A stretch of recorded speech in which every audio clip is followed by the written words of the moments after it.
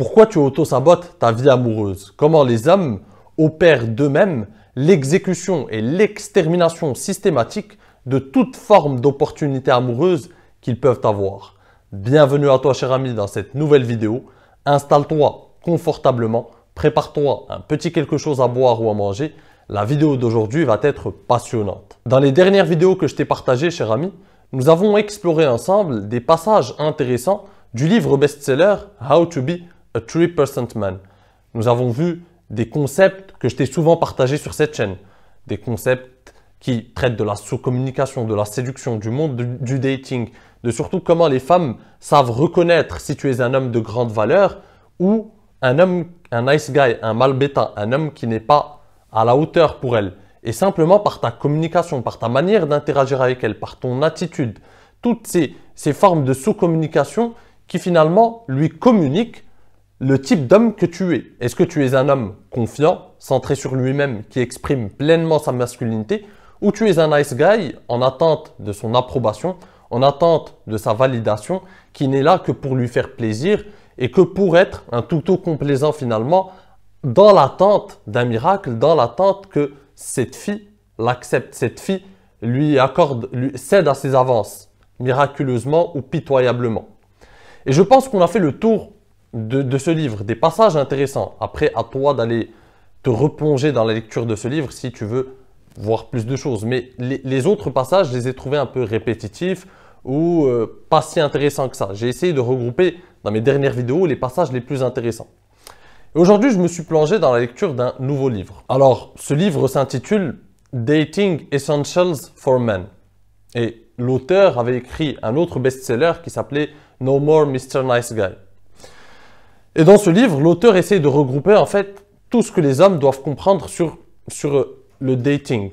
Alors, dating en anglais, mon pote, ça ne regroupe pas que le rendez-vous. En fait, lorsque les Anglais et les Américains parlent de dating, ils regroupent toute la phase de séduction qui se déroule après la rencontre avec une femme, c'est-à-dire le premier, deuxième rendez-vous, toute la phase de séduction entre la rencontre et le fait que vous aboutissiez à l'étape supérieure. Donc, cet auteur nous parle de toutes les règles importantes, les principes importants que les hommes ne comprennent pas à propos du monde du dating, à propos de comment gérer cette phase de séduction. Et il a une théorie intéressante à ce sujet, mais ce n'est pas une théorie en soi, c'est plutôt un fait historique, c'est que le dating, l'amour romantique comme on le conçoit aujourd'hui, l'amour-passion, ce marché de la séduction comme on le voit aujourd'hui avec une libéralisation sexuelle à l'extrême, à son apogée, eh bien, c'est récent, c'est quelque chose de très récent. Même l'amour romantique, se mettre avec quelqu'un juste par amour, c'est quelque chose de très récent, de l'ordre de quelques siècles. Avant, c'était des familles, des clans qui se mariaient avec un arrangement à l'amiable dès le départ. Il y avait des arrangements entre clans, entre familles. Et aujourd'hui, ça a changé. Et donc, changement, donc ce n'est pas quelque chose qu'on a dans notre ADN, ce n'est pas quelque chose qui a été conçu en nous biologiquement. Donc c'est quelque chose que l'on découvre au fil du temps.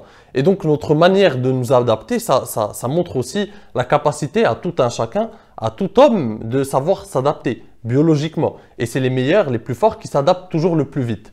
Et donc l'auteur nous explique que beaucoup d'hommes, naturellement, ne se sont pas adaptés. Ils ne savent pas comment y faire. Ils ne savent pas comment gérer cette phase de séduction. Ils ne savent pas comment gérer le dating. Comment faire la cour à une femme, on va dire, d'une manière intéressante et comment finalement être celui qu'elle va choisir. Parce que c'est un monde nouveau. Et les meilleurs, c'est ceux qui arrivent à s'habituer très vite. Beaucoup d'hommes ne savent pas par où commencer. Beaucoup d'hommes sont des nice guys. Et comme je te l'ai dit dans le livre précédent, la théorie de Corey Wayne, c'est que seulement 3% des hommes comprennent la psychologie féminine, comprennent les mécanismes qui régissent les relations hommes-femmes. Le reste ne font que tâtonner, le reste font presque n'importe quoi. Donc il est très facile de se démarquer de nos jours, mon pote. Sachant que 97% des hommes font n'importe quoi. Si tu as juste quelques bases, si tu es juste un abonné assidu à cette chaîne, tu as déjà beaucoup d'avance sur une grande majorité d'hommes. Et donc, à ce sujet, l'auteur de ce livre, Dating Essentials for Men, commence son premier chapitre avec quelque chose de très important. Il parle des croyances limitantes.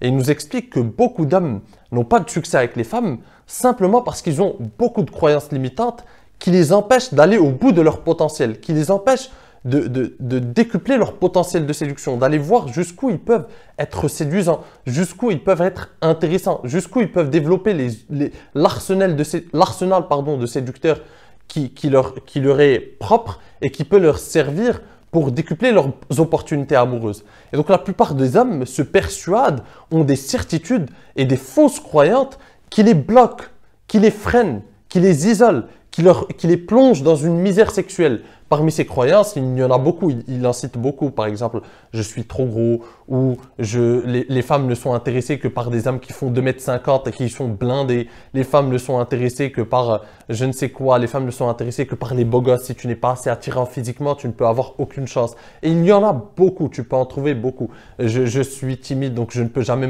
m'améliorer. En fait, je suis par exemple introverti. En fait, l'auteur nous explique que ces excuses ou ces croyances limitantes sont sans fin. Et c'est vrai, elles sont illimitées. Les excuses par essence, tu peux en trouver des milliers. Tu peux en trouver des milliers. En fait, toutes les bonnes femmes, toutes les femmes intéressantes sont déjà prises, sont déjà en couple, etc.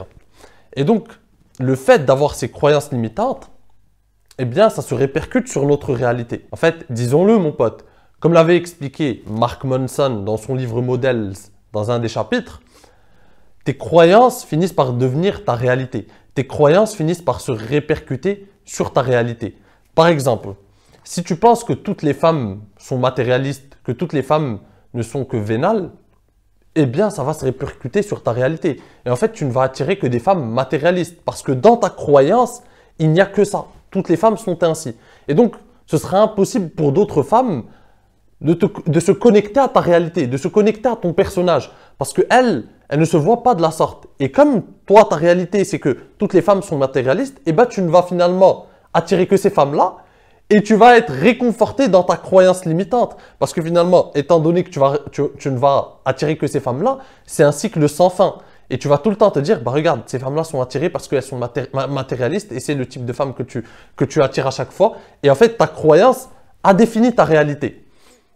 Et c'est ça qui est fou, malheureusement. Pareil, et si tu penses, par exemple, que tu n'es pas digne d'être aimé, même si tu es en couple, par exemple, si tu es convaincu que tu n'es pas digne d'être aimé, que ta femme ou ta copine va t'être infidèle, c'est ce qui risque de se passer. C'est une autre phrase que je t'ai déjà partagée, c'est que nos peurs finissent par créer les circonstances qu'on essaye d'éviter. Eh bien, c'est ce qui va se passer.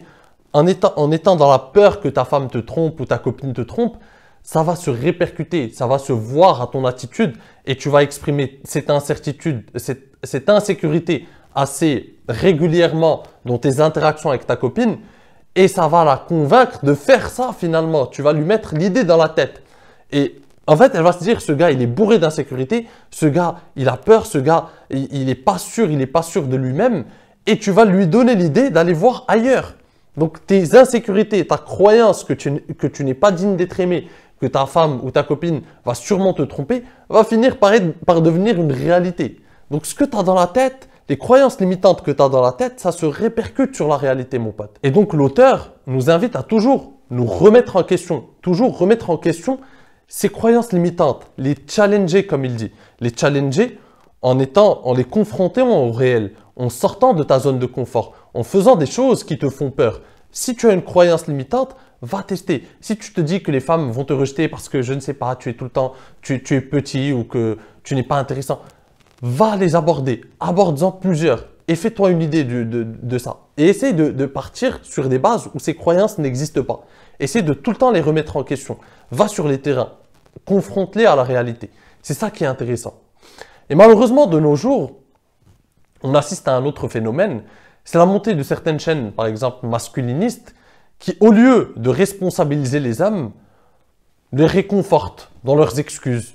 C'est ce que je te disais. Les réconfortent dans ces croyances limitantes. Au lieu de responsabiliser les hommes, de leur dire de prendre leur vie en main, de leur sortir une réalité. Oui, la vie c'est difficile. Oui, les relations hommes-femmes sont difficiles. Oui, séduire, faire partie d'une élite d'hommes qui séduit, qui est attirante, qui est charismatique, ce n'est pas facile. Il faut travailler sur soi, il faut travailler sur ses compétences sociales, sur beaucoup de choses. Oui, voir la vie telle qu'elle est, analyser les choses froidement, c'est difficile. Tomber dans l'émotionnel, c'est très facile. Épouser un discours servi sur un plateau qui est là pour réconforter tes excuses, te garder dans ta zone de confort, c'est très facile. Et c'est ce que ces chaînes Red Pill ou masculinistes surtout font. Elles te servent un discours qui est saupoudré de les femmes sont le diable, les femmes aujourd'hui ne sont que, c'est l'hypergamie, elles ne sont attirées que par l'argent, elles ne sont attirées que par ceci, cela, et donc c'est l'ennemi à abattre. Et ces chaînes, ces personnages se considèrent dissidents, ils se considèrent révolutionnaires, ils se considèrent comme étant des résistants, alors que finalement ils ne servent qu'un discours qui est démagogique parce qu'il plaît à 90% des hommes. 90% des hommes sont frustrés, souffrent de misère sexuelle, n'ont pas d'opportunité avec les femmes. Donc lorsque tu leur sers ce discours-là, ils sont réconfortés dans leurs excuses. Ils adorent ce discours. Et donc tu vas faire plaisir à la majorité. Parce que la majorité est fainéante. La majorité ne veut pas prendre les choses en main. La majorité ne veut pas prendre sa vie en main. La majorité ne veut pas être responsable de ses échecs. Il faut le dire mon pote, moi je te le dis ici, je ne suis pas là pour te faire plaisir. Sûrement, ce discours que je te partage là maintenant ne va pas faire plaisir à beaucoup. Mais c'est la réalité. Tu es responsable de tes échecs amoureux. Tu es responsable de comment tu interagis avec les femmes. Et si ça ne marche pas pour toi en ce moment, remets-toi en question. Pose-toi les bonnes questions. Développe tes compétences sociales. Essaie de comprendre le game. Intéresse-toi à la psychologie féminine. Comprends les mécanismes qui régissent les relations hommes-femmes et analyse les choses froidement. Essaie de ne pas tomber dans l'émotionnel. Parce que c'est toujours facile de trouver un ennemi commun. Oui, ce sont les femmes le problème. Oui, aujourd'hui en 2022, ce sont les femmes les problèmes. C'est toujours facile de trouver ce genre d'excuses. Mais de tout temps, mon pote, les hommes et les femmes ont lutté pour survivre et s'adapter et faire un bout de chemin ensemble. Ça a toujours été difficile. Ça a toujours été difficile de prendre en main sa famille, de réussir à créer un couple solide avec une femme, de réussir à séduire une femme. Ça n'a jamais été facile pour personne. Il y a des hommes qui ont compris les choses, qui ont analysé les choses froidement et qui avaient l'intelligence de s'adapter au monde tel qu'il est. Et il y a des hommes qui tombent dans l'émotionnel. Les femmes aujourd'hui ne sont que vénales, les femmes aujourd'hui ne sont intéressées que par-ci, par-là, et ils créent des croyances limitantes qui les bloquent et qui les gardent là où ils sont. Donc, cher ami, essaye de toujours remettre en question tes croyances limitantes. Cette petite voix à l'intérieur de ta tête qui te dit oui, en fait, cette femme ne va jamais s'intéresser à moi parce que ceci, parce que cela, parce que je ne suis pas assez comme ci, je ne suis pas assez comme ça, je ne suis pas assez grand, je ne suis pas assez, je n'ai pas assez de diplôme, je n'ai pas ceci, je n'ai pas cela. Les croyances, ça existe tout le temps. Je n'ai pas cette voiture, en fait, je n'ai pas cette montre et donc cette femme ne va pas s'intéresser à moi. Je ne suis pas comme ci, je ne suis pas comme ça. Des croyances, il y en a tout le temps. Essaye de les remettre en question. Et le jour où tu comprendras que tu es ton propre ennemi, là, tu deviendras inarrêtable.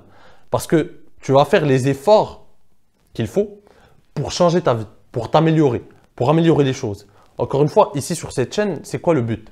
Ce n'est pas de te servir un discours qui va te plaire, qui va te complaire dans ta misère sexuelle, qui va te réconforter dans ton chaos, dans ta vie chaotique. Ce n'est pas ça le but. Le but, c'est de donner un discours, une réalité, s'approcher le plus possible d'une réalité concernant les relations hommes-femmes, concernant les mécanismes qui régissent les relations hommes-femmes, concernant la séduction, te décrire la réalité froidement telle qu'il est, et ensuite t'aider à tirer ton épingle du jeu. Tout simplement. Et ne pas tomber dans l'émotionnel de à qui la faute, qui est le fautif, qui sont les méchants, qui sont les gentils.